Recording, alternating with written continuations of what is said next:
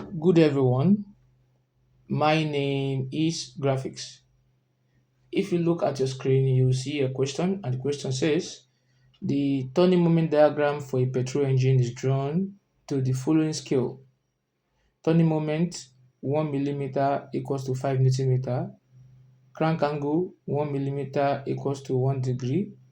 The turning moment diagram repeats itself at every half revolution of the engine, and the area above and below the mean turning moment line taken in order are 295, 685, 40, 340, 960, and 270 millimeter square.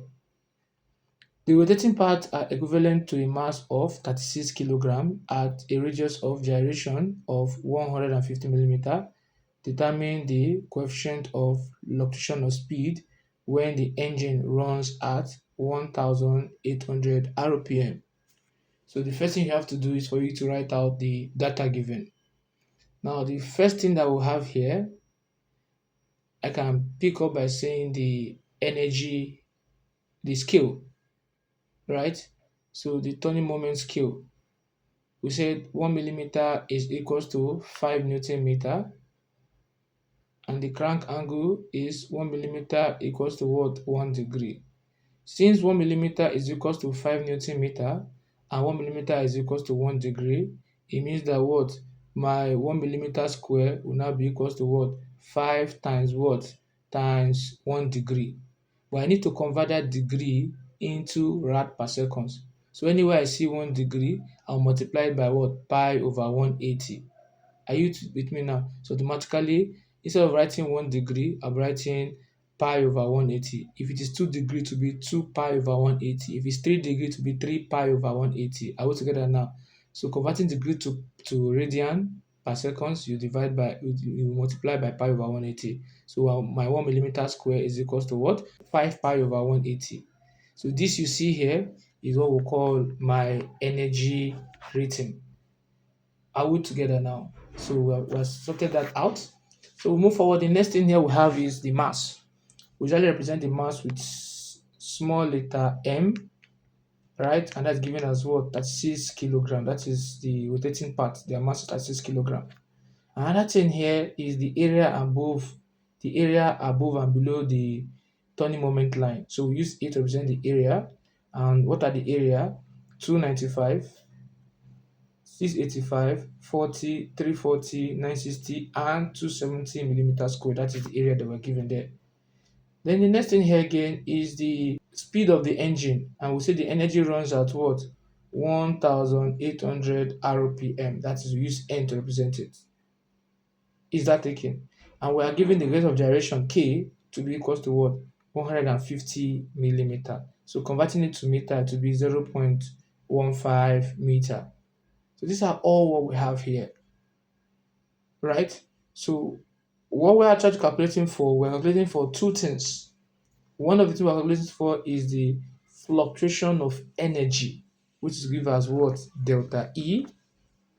And that's what we're calculating for is what? The coefficient of fluctuation of speed, which is given as what? Alpha, or we'll call it C sub X. And that's what we're looking for, those two. And the reason why we are doing all this because there's a formula that says that my fluctuation of energy is equals to what? The inertia times this fraction of speed multiplied by what? The omega square. Are we together now? The omega square is what we call what? My angular velocity. Is that okay now? So this is what we have here. Now, from what we have here also, we know very well that my fraction of energy is given as what? My energy rating into bracket maximum minus minimum energy level. So this is another thing we need to know here. So this is equation 1. This is what equation 2. And we also know that what? My omega is equals to what? 2 pi n all over what? 60. So these are the three things we want to work with. Knowing these three things, you know your direction that you want to flow with. Now depending on how you want to start. So for me here now, I will start from equation 3. So we know that my angular velocity W omega is equals to what? 2 pi n over 60, right? So what is my n? My n is 1800. And you now multiply with your 2 pi divided by 60. And you know pi is 3.142. And when you do that, you're going to be having 188.52 rad per second. Let's say 52. All together. So we've gotten our angular speed.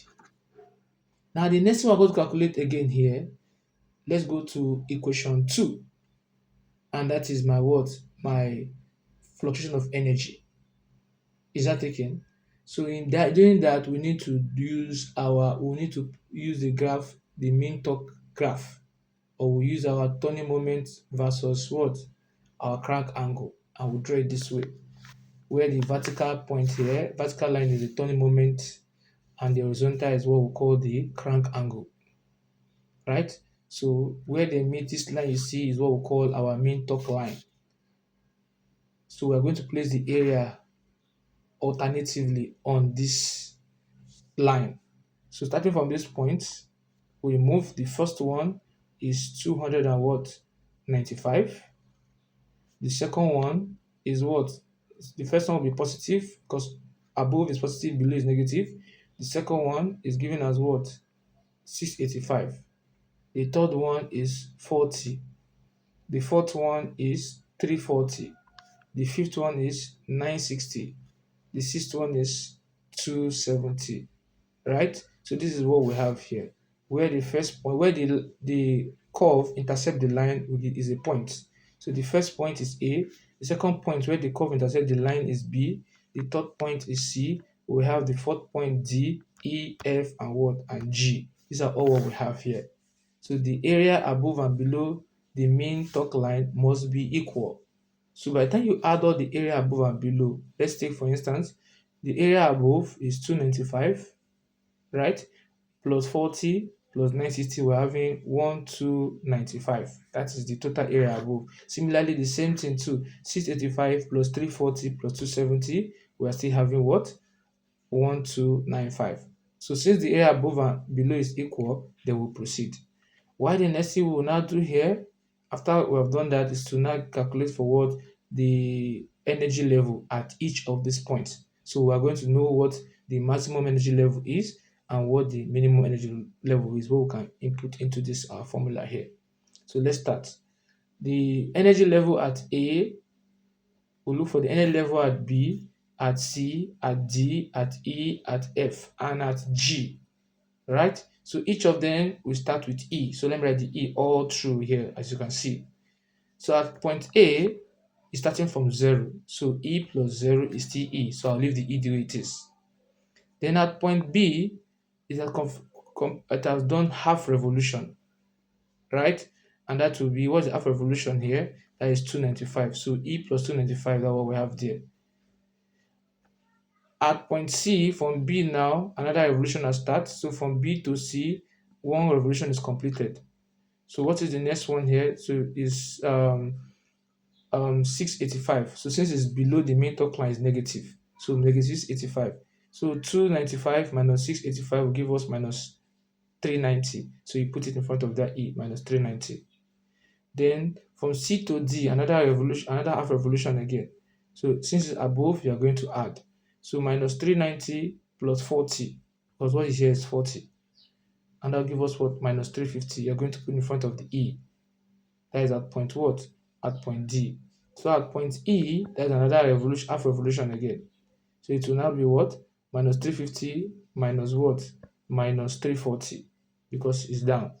And that will give us what? Minus 690. So you're going to put it there in front of E.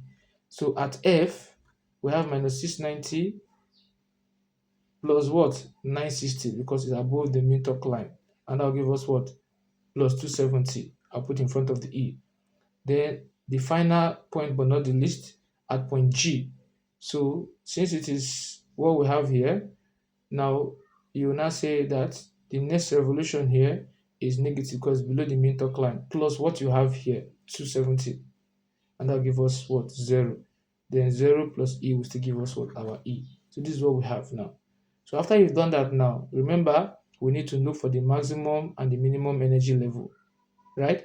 So if you look at the maximum energy level is at point B because the highest point here is plus 295, and the lowest point here is minus what?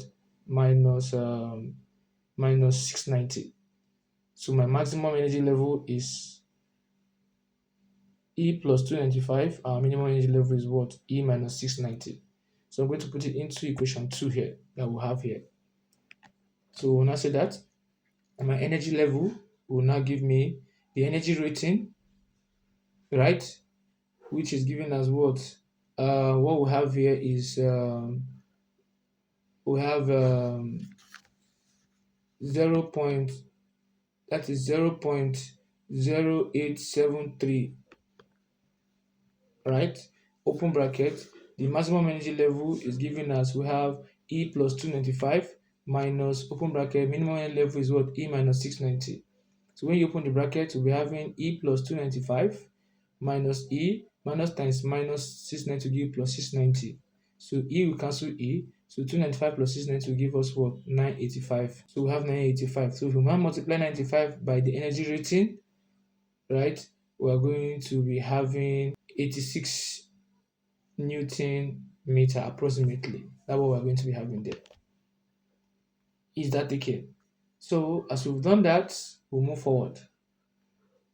Now we've successfully gotten the energy level, the function of energy. We've gotten our angular speed. Now the next thing is for you to get what? Our coefficient of fluctuation of speed. And how we're going to do that?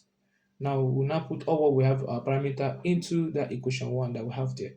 Now if you look at this carefully, nowhere in our parameter that we have inertia, but there's a relationship that says that what? My I is equals to what? Mk squared.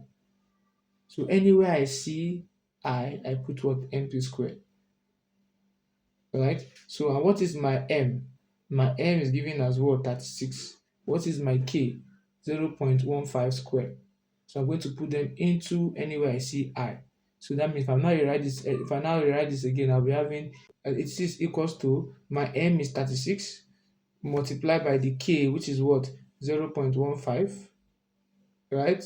And there's a square there, multiplied by 188.52 square, which is our omega, then multiplied by the alpha.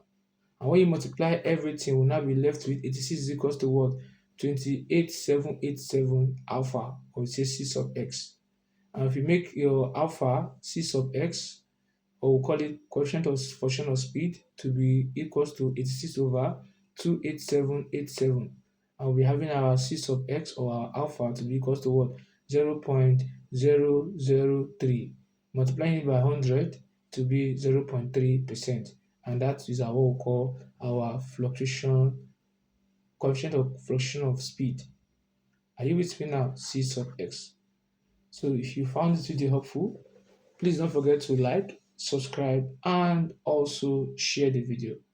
Thanks for watching.